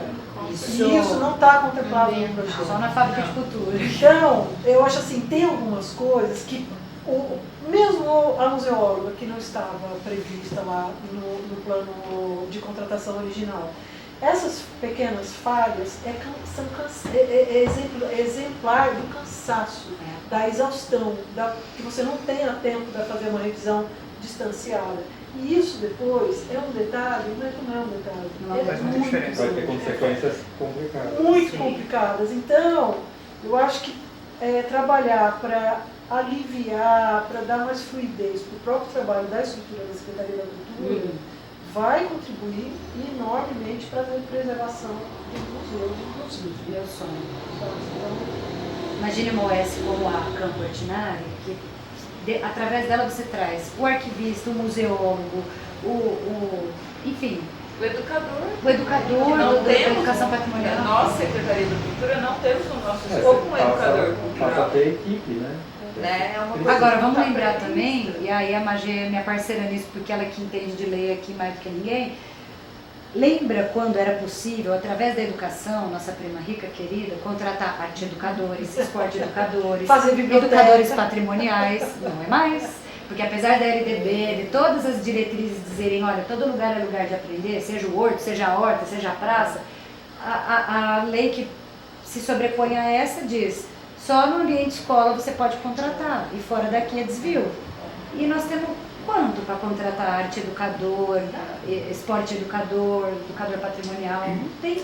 Isso é um eixo, inclusive, estrutural da nossa. A gente tem uma briga desde que a gente entrou na conversa minha, Fabrício, Mônica, Sim. Francis, que nós não somos agentes de administração, nós estamos aqui em função de agente de administração, mas nós não somos. A gente tem uma especialização para gestão cultural. Muitas vezes especialização mesmo, a gente pode fazer curso por conta própria. Olha a Cimara aí também. Então, a Cimar, a gente tem essa conversa de, por exemplo, a gente já tentou mostrar para a prefeitura que a gente precisa contratar para a Secretaria de Cultura agentes culturais, porque só o administrativo não entende o nosso fazer, como o jurídico não entende o nosso fazer. Toda vez que a gente leva uma lei específica de cultura, eles nos devolvem com situações que não cabem, porque o nosso valor é simbólico.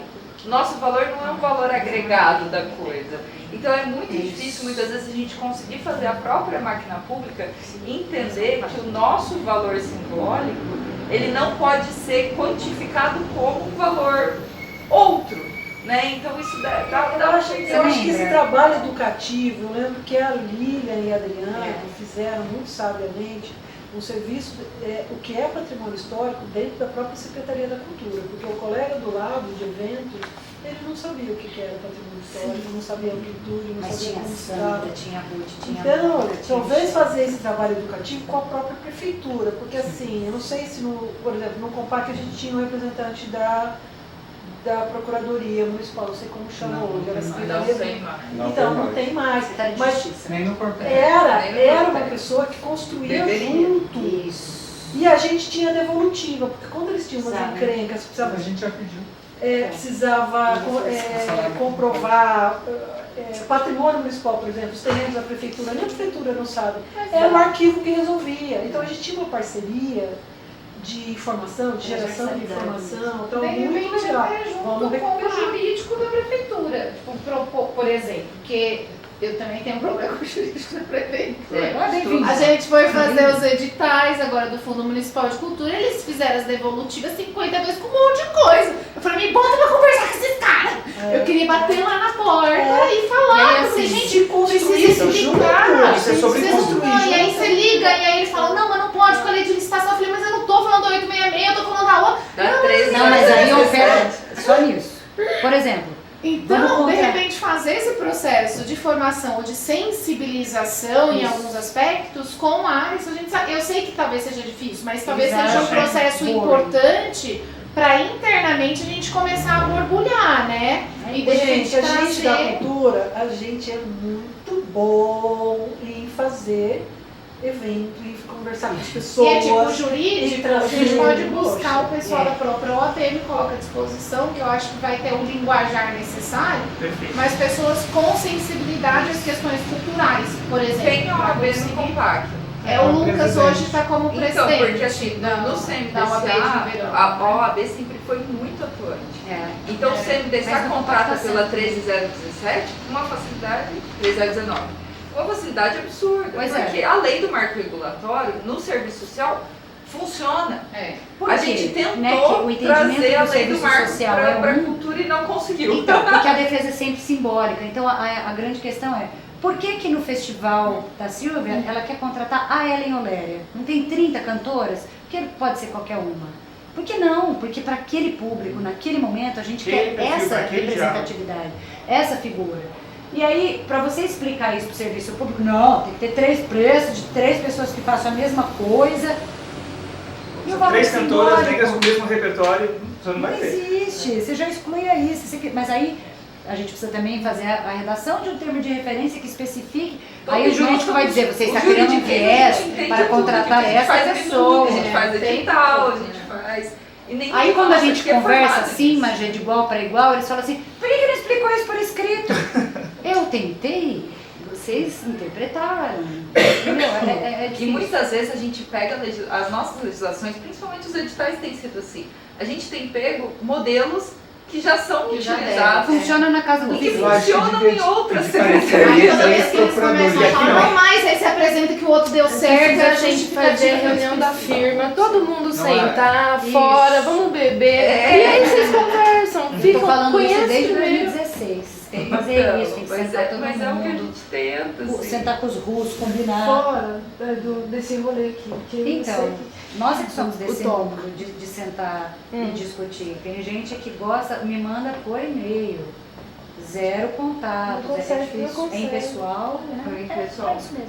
E assim, quando cai na procuradoria, não existe uma pessoa especializada em cultura na procuradoria. Então a gente não consegue mandar, por exemplo, se todos os nossos editais fossem para essa pessoa que está atenta ao Sistema Nacional de Cultura, ao Sistema de Patrimônio, que conhece as leis, ia fluir maravilhosamente bem. Agora Mas nós não imagina se a temos essa secretaria pessoa. tivesse o seu jurídico e o jurídico conversa com o jurídico. Com certeza. Imagina se a secretaria tivesse o seu arquiteto, como tem a Fosse um educação. interlocutor. Mas uma fundação pode ter. E dá Como uma ajuda. fundação pode Patrimônio tem que ter tudo isso, tá? Conhece, Arquiteto, fundação. engenheiro, Nós temos um sociólogo. arquiteto e engenheiro. Mas Mas podem assim, atuar como Pra tal. atuar Sim, como, né? pra atuar como. Ensinar como. Mas a gente acaba fazendo esse meio de campo nas Você tá nossas fazendo tudo. qualificações pessoais, né? A gente busca qualificação pessoal para suprir algo que o sistema não tem. Ô, gente, eu lembro de uma reunião de equipe de prefeitura que esse prédio estava sendo em discussão, o Milton deve lembrar. E uma pessoa da Secretaria de Planejamento defendeu arduamente que esse prédio precisava ser preservado, porque ele não tinha arquitetura expressiva. Gente, eu ouvi isso Você lembra tempo disso? todo. A gente ouviu isso o tempo A inteiro. gente escuta Para isso isso. ser tombado, isso quase não vai. Teve uma reunião Chão. recente que Senta aquela Isso faz mesa. 20 anos que eu ela- estou falando. o prédio lembra um pouco, né? Alguns elementos Tá, mas depois aqui. E aí ela falou que o prédio era um quadradão. um quadradão. Um quadradão. Legal. E a proposta deles era demolir e fazer Um estacionamento. Igualzinho. Fazer Fazer o estacionamento. Redondinho, Câmara dos É o, Deputados, é o não, da redondão. engenheira lá? Pra que vai preservar? Mas é o que a Valéria Valadão tá fazendo. Graças a Deus. Ah, o prédio. Tá. um quadradão. Eu conversei com ela sobre isso. Eu conversei com ela sobre isso. Eu adoro esse quadradão aqui. Então, e aí tem um processo de 1903 que o fotógrafo matou um outro cara aqui no centro da cidade, ele foi preso aqui de 1903 a 6. E aí o processo é maravilhoso, né? Tinha família desenhinha, alguma coisa. Matou, veio pra E cá. aí eles tomavam sol, os presos, nessa pracinha. Você vê o grau de periculosidade. Vai lá, professor, daqui a pouco vocês voltam. Eles voltam um solzinho na pracinha e depois voltam. E o tesouro da prefeitura ficava ali também, E sem tranquilo. risco, tinha um Então, cofre. Assim, esse prédio viu tantas coisas e agora está vendo essas nossas falas que eu espero que possa ajudar não só você, Bárbara, nos museus, mas o Milton que está bem super estruturado, mas A o nossa Marcos, equipe de museus está quase toda aqui. Se não Só falta o tiver, Renato e o né? Matheus. se não tiver uma continuidade, uma Mas o Marco não atenção. está super estruturado. Mas assim, Só pra- Existe uma continuidade. Só para deixar Existe a claro. sua continuidade. eu ali. acho que a gente aqui está encontrando uma saída, contar com o pessoal do patrimônio, para quebrar de Conselho de Políticas Culturais, para quebrar esse paradigma. Quando a gente bater de frente assim, com as pessoas que não querem se convencer, elas não vão escutar, imagina, não vão. Ah, é verdade. Elas não ouvem faz muitos anos. Isso. Então, Nossa, Em todo eu lugar, acho que dentro da administração.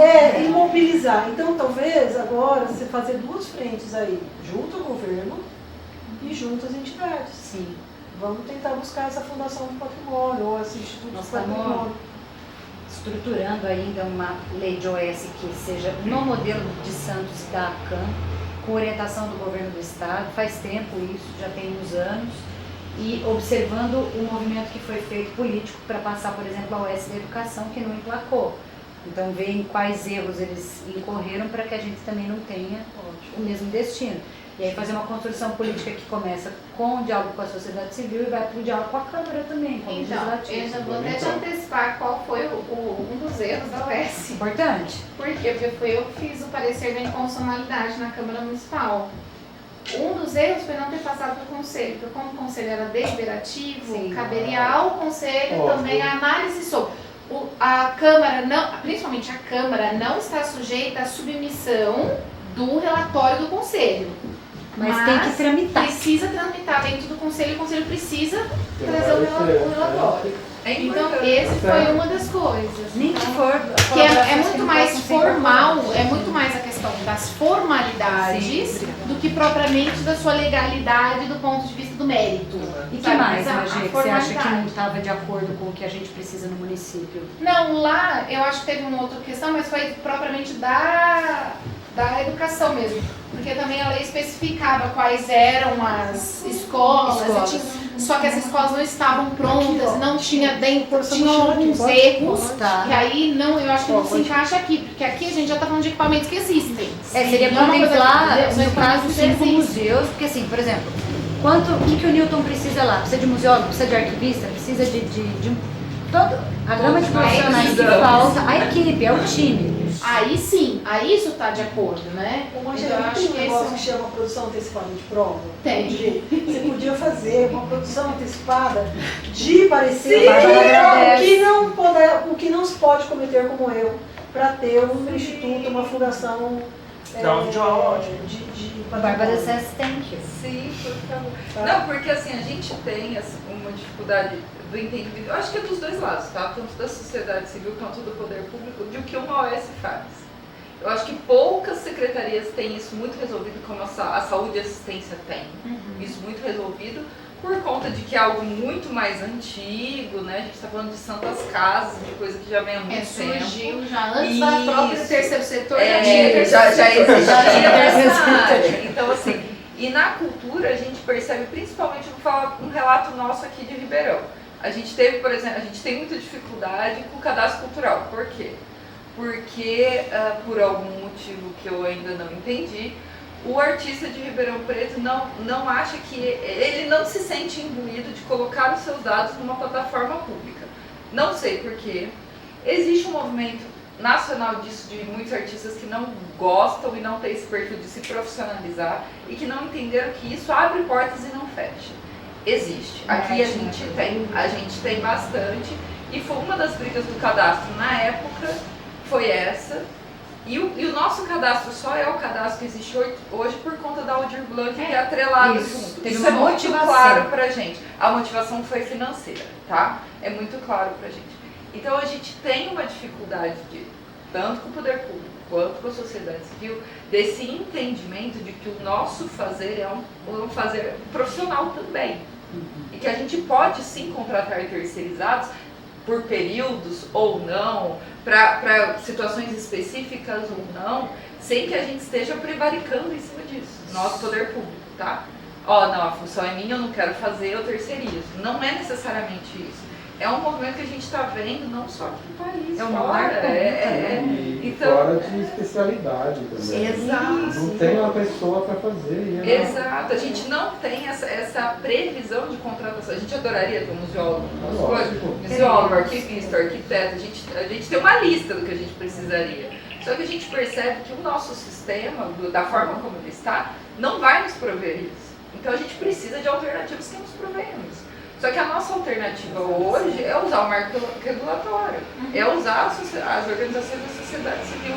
Só que, por algum motivo, deve ser histórico da cidade, existe esse embate muito forte, essa resistência muito Eu forte. acho que no setor cultural geral, em várias cidades, isso é uma resistência. Acho que não é particular de Ribeirão. Porque É a que gente cultura é vê resistência sempre. Sim. os próprios movimentos que Né? hoje eu acho que parte, e é importante a gente fazer esse resgate histórico, né? Porque quando o PROAC, por exemplo, que é uma política recente do ponto de vista histórico nacional, ela foi extremamente criticada. Grupos dentro da Assembleia Legislativa do Estado faziam mobilizações fortíssimas contra isso, porque o entendimento à época é que assim, era obrigação do poder público passar. Por que ele estaria terceirizando, mesmo que o dinheiro, no fundo, iria para o poder público? Mas assim, como que Estaria ele... terceirizando a escolha do empresário. Para o empresário. Então, assim, a briga Bem sempre histórico, foi dentro do poder. O histórico da cultura é de ser resistência. Sim. Então, assim, e realmente é isso que acontece. Realmente está terceirizando para o empresário,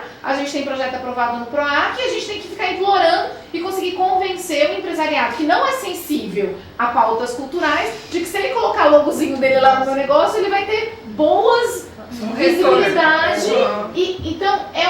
processo que é um processo recente disso, e eu acho que a questão da inclusão de OS, por exemplo, no setor cultural, ela tá pulsante, ela vai acontecer, não tem como socialmente a gente se negar. Já está na saúde, já está na assistência, já está na educação, já está na construção civil, em infraestrutura também está há mais tempo do que, sabe? Então assim, é inegável, uma hora isso vai acontecer.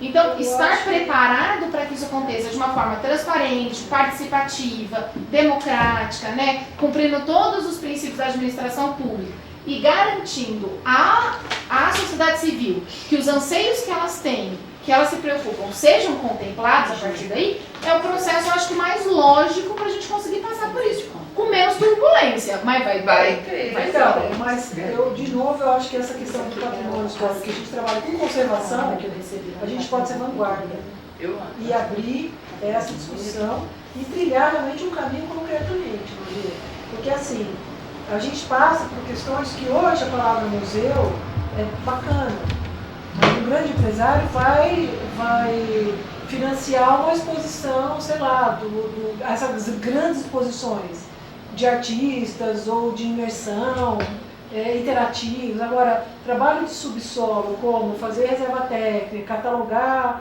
acervo, isso não vai aparecer para o grande público. Exato. Então, o poder público talvez que vai ter que arcar com isso. Então, eu acho que são espaços importantes e volto a dizer, eu acho que a gente precisa quebrar esse paradigma. O patrimônio histórico, pela especificidade, pelo que a gente está objetivando, que as necessidades reais e imediatas, pode ser um caminho bacana para quebrar esse paradigma e criar essa trilha aí. Eu acho que o que falta é o primeiro. Exato. E dá certo, né? O primeiro que já acha muito certo. É a hora que dá certo, a gente consegue. E eu acho que isso entregar. também não se contrapõe a uma luta que todos nós da sociedade civil temos, que é a questão do aumento do orçamento da pasta da Com cultura. certeza que é uma Porque luta assim, nossa. é uma luta de todo mundo, que na verdade a gente sabe por que não contrata. Porque que não tem orçamento. Mas Não tem orçamento. você percebe que 0,63% do orçamento público municipal é ínfimo Você para percebe tudo. Para duas fazer. agora, que são Para duas, cultura e cultura e turismo. turismo. Né? A gente chegou numa época que acho que é 1%, foi o máximo. Não, Foi o máximo, Acho acho que que sim. foi. Mas você percebe que é uma Mas forma pra uma, inclusiva. Você consegue Para uma. Era só cultura, não tinha o turismo junto. Agora nós estamos em duas. Nossa, é uma Tudo missão. bem, mas assim, você percebe que assim, a partir de que tem uma sociedade civil, seja lá de qual estrutura, o orçamento tem que vir para cá. Sim. Então, obrigatoriamente, você vai aumentar o orçamento para para isso. isso. É uma maneira. Mas não entra, não contabiliza. Mas vem, mas chega, efetivamente chega. Porque quem vai pagar é a Não, é igual a prefeitura. questão do fundo municipal. O fundo municipal também não chega não passa pelo orçamento orçamento. direto da prefeitura. Mas Mas já querendo ou está. não, a É gente efetivo. conseguir 122 projetos sendo contemplados em Ribeirão Preto, entendeu? Não, É uma coisa que projeto- fomenta a cultura. O objetivo está sendo. Chega, lógico. Não chega. vai contabilizar Sabe quanto vai sair específico na disso? pasta da Globos. cultura, mas Mas Ó, por nós já quê? chegamos Porque a a cultura é fazer- mais ampla do que a secretaria. É, Aí Sabe que de uma tá. coisa? Essa questão fusão turismo-cultura, né? Quando eu recebi de grata forma o turismo, eu pensei, puxa vida, Agora. vamos olhando o turismo pelo viés cultural. Agora patrimônio vai ter vez. Porque agora a gente vai olhar para isso de uma forma muito especial, porque agora Roteiro, você né? vai falar do potencial turístico que é manter um MIS, do potencial turístico. Tudo bem, tem esse viés. Só que o turismo em si, quando você vai para o Ministério do Turismo conversar com... Claro, são gestões e gestões, mas eles se enxergam enquanto trade. E a cultura se enxerga opostamente. Minha arte não é produto. Então, quando a arte é produto, quando eu sou assim, produtora de um grande musical e eu consigo mostrar com números ali que, olha, eu emprego tantas pessoas, da bilheteria, da limpeza, camareiro, cenotécnico, Segurança, iluminador, motorista. segurança, estou movimentando o comércio local porque acaba meu musical, a turma vai para o restaurante e os hotéis se lotam para assistir meu musical, eu pago bailarina, eu pago orquestra, eu pago não sei quem. Quando você mostra a cadeia produtiva disso, a própria cultura vai lá e boicota e fala, pelo amor de Deus, isso é comercial. E aí a gente precisa fazer uma autocrítica também, se aquilo que é laboratório, aquilo que a gente faz por prazer, tem que ser reconhecido como fazer profissional, e se a gente quer que seja reconhecido como prazer, isso é fácil, como fazer profissional, precisa ser incorporado dentro de um trade, sim. De uma estrutura De uma profissionalizante. cadeia produtiva e uma Porque estrutura existe. profissionalizante. O turismo não tem nenhum problema para se reconhecer dentro disso. Eu sou um órgão uma instituição geradora de emprego e renda. E a cultura é uma das coisas que eu vendo. Circulação de dinheiro.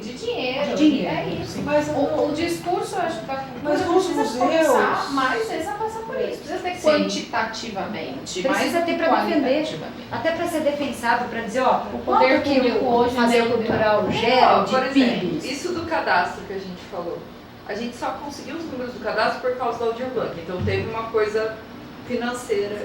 Isso. A gente queria os números do cadastro para conseguir brigar por verba para poder Justificar. para poder voltar esse dinheiro. Mas se o cadastro ele é como é que a gente chama quando a pessoa declaratório, autodeclaratório. O cadastro é autodeclaratório, ele não é obrigatório.